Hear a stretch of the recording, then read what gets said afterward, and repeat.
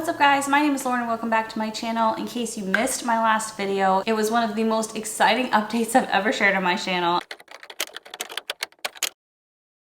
We are debt-free. We paid off our debt over the past 3.5 years. We are done with our debt-free journey. It feels so weird to say that, like it's not fully sunk in yet because it just happened a few weeks ago, but I shared everything in a video recently, so I'll link that below if you missed it. But because we sold our house and we used a bunch of the money to pay off our debt, which is really in a high yield savings account, so if you watched my debt-free video then you'll know what I'm talking about. But yeah, because of that, like May's budget was so weird, and so I'm gonna go over it with you the way I decided to record all the numbers because I felt like it was the most accurate way to show what happened in May. But yeah, it's gonna be a crazy budget. It shows our income is almost 6 figures for the month, and so yeah, let's get into it. By the way, if you like this template, you can get it yourself. It's an instant download to Google Sheets and it comes with a detailed video tutorial. I will put the link below where you can get it from my Etsy shop. Okay, so for May, we had budgeted total income of $13,662, and we actually brought in or funneled through our budget $94,509, which was a difference of $80,847.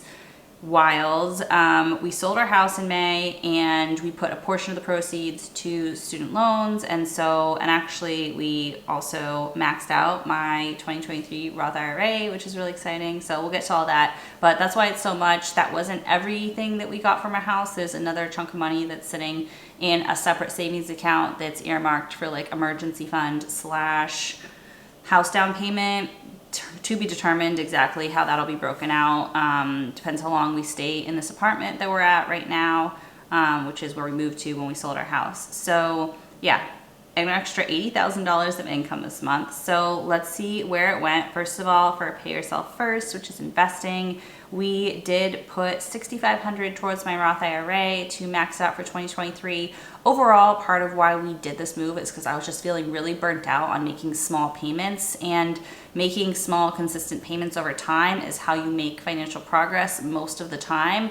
But we had been doing that like monthly or weekly for 3.5 years, and I just needed a break. So what we did when we sold our house is we took $6,500 from the sale proceeds and put it towards my Roth IRA, and that way it was maxed out for the year and I didn't need to make any like small payments over time. Now we do have a goal of exercising some stock options this year, but that's not a super huge priority and not quite as time sensitive as funding my Roth IRA, which there's like a time limit for. So we will be working towards financial goals for the rest of the year, just not these big ones that we had set because we accomplished them through the sale of our house. So $6,500 to my Roth IRA, which was exciting. So $6,500 to pay yourself first this month. And then also for student loans, we put $72,550 towards student loans. So $830 of that was just the minimum payment for May, and then the rest went into a high yield savings account, so we're counting it as a payment,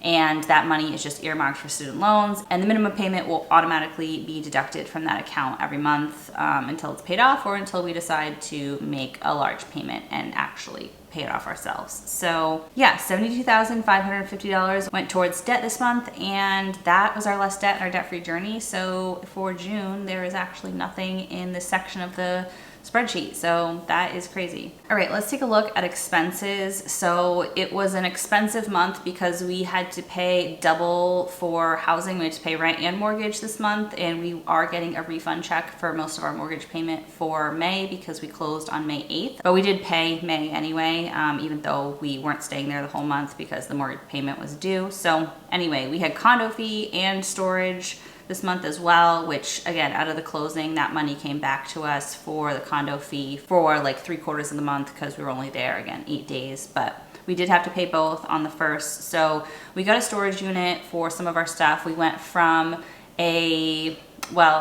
so this apartment is about 1,300 square feet, and our old home was about 1,500 square feet for the first floor and the second floor, but then it had about 1,000 square feet of finished basement, which had a lot of place to store things.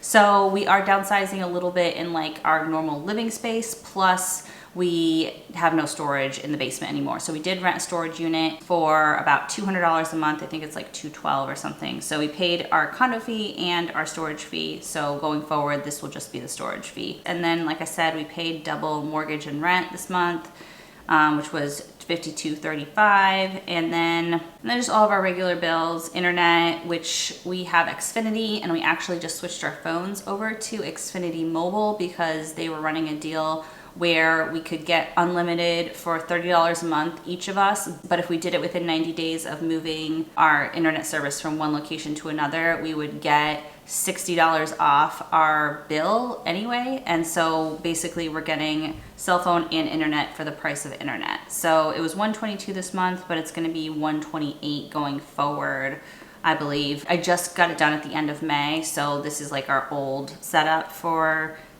internet and cell phone, because you'll see there's a cell phone there too. Home security, we got 2 months free when we moved, so that was nice. Car insurance, actually did call our car insurance company when we moved to give them our new address and to see if we could get our rate down, because it went up by 20 bucks or so, and they said like we really had the best rate they could do, and it went up by $2 because of our new address, but it's basically the same. So next month it'll be $113.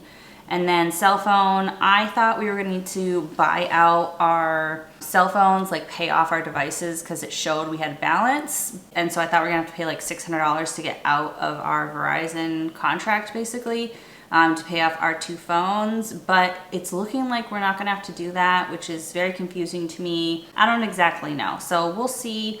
We didn't actually pay off the devices because it didn't make me do it to like transfer the service. So I'm just gonna see what we get billed for, and fingers crossed it's all set. Spotify, it's normal, $10. Groceries, we budgeted $1,200.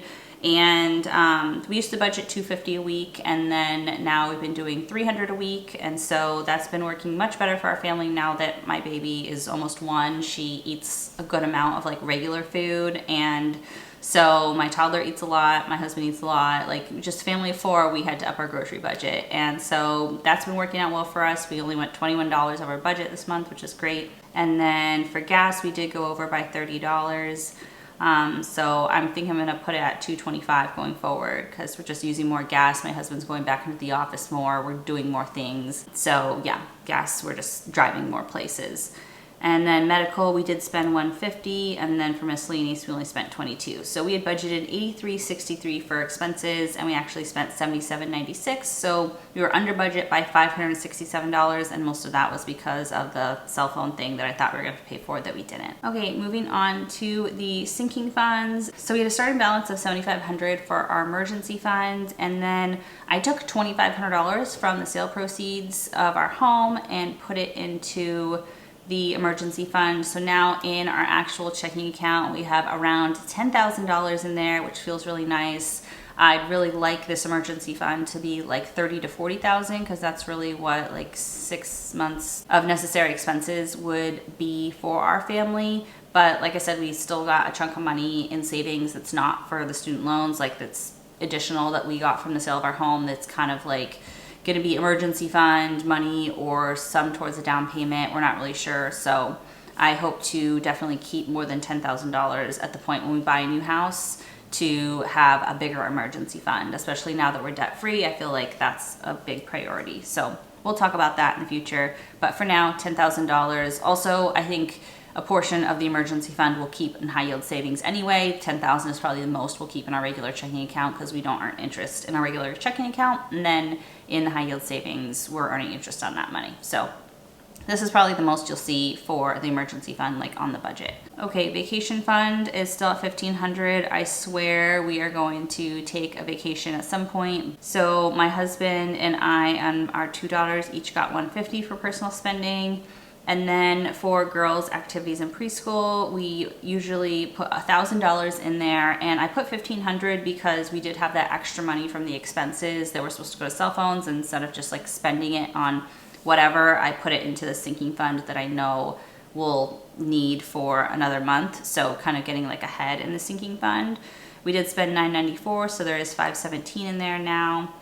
And then for miles expenses, so we started out with $217, we budgeted $1,250, and we put in $1,250. So we did spend $428 because actually he did have to go to the vet and get some blood work done, and the vet thinks he had like a little seizure or something, which is kind of normal for cats, but still like was a little scary when it happened. But luckily we were able to get him in right away and get him checked out, and he's been fine since then. So we did spend some money on him. We do have pet insurance, but there's a deductible, so that went towards our deductible. And so if he has future like expenses, we should have 80% of that covered by his insurance. So yeah, we did spend some money on him this month for his vet visit, and there's $1,039 in there. We did put so much this month. Usually we put $250, but we put $1,250 this month because he does need to get his teeth cleaned. So now he's got a nice chunk of money in there to cover that. Gifts, we were at negative in gifts, and so we budgeted $219, basically just like whatever else I thought we were gonna have left over to put towards the sinking fund, and we ended up putting $288, and we only spent $55, so we ended up with $55 left in the sinking fund. So this is positive again, which feels good. Car maintenance, we put in $50 and didn't spend anything. Apartment maintenance, we were at negative $546 from spending for like stuff for the move, like improvements or like maintenance we need to do on the house to close. And then we put $600 in here and spent $48, so we have $6 here. All right, and then utilities, the sinking fund that has been like stressing me out for the last 6 months. We start out with $2 in here.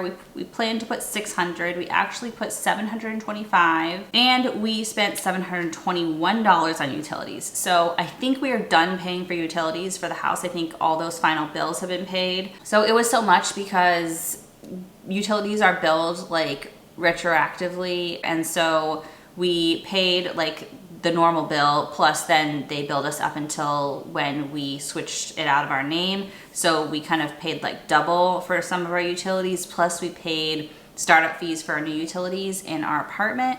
And so $721 on utilities. Hopefully this is the last high utility month for a while. I'm tired of paying so much for utilities. So we did end up with $6 in this fund.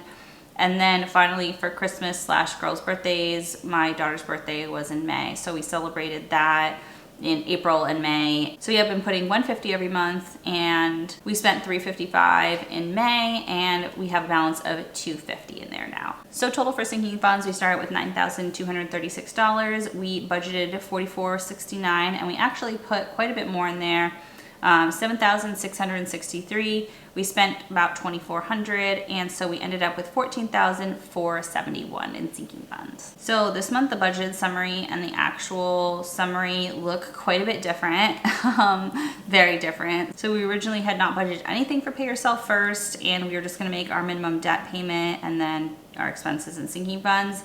And we ended up putting $6,500 to pay yourself first, so that was 6.9% of our income. And this is all after-tax income. But yeah, pay yourself first was $6,500 from after-tax income. To debt was the largest debt payment we've ever made and ever will make, hopefully. $72,550, which was 76.8% of our budget this month, and then $77.96 to expenses, so that was 8.2%, and $76.63 to sinking funds, so 8.1%. So that is it for our May budget recap. Like I said, this was a crazy month, and starting in June, we'll be back to like our normal thing. So yeah, I decided to record everything this way just so like when I look back at the records, I can see where all the money went. And it's gonna throw off our numbers and our percentages for the year, kind of like it's not gonna be a normal year, but I think it makes more sense to do it this way just so I know where everything went when I look back and say like, hey, where did we put all the money we got from the house? It's clearly like recorded in our spreadsheets. So thank you guys so much for watching. Let me know how you guys did on your May budget. And don't forget, if you like this spreadsheet and wanna use it for yourself, you can get it. It's linked in the video description. It actually comes with an annual and monthly spreadsheet for gross and net budgeting. So you get all of those when you purchase it. So I'll link that below. If you like this video, give it a big thumbs up. And if you want to see more from me, hit subscribe, and I'll see you in the next one. Bye.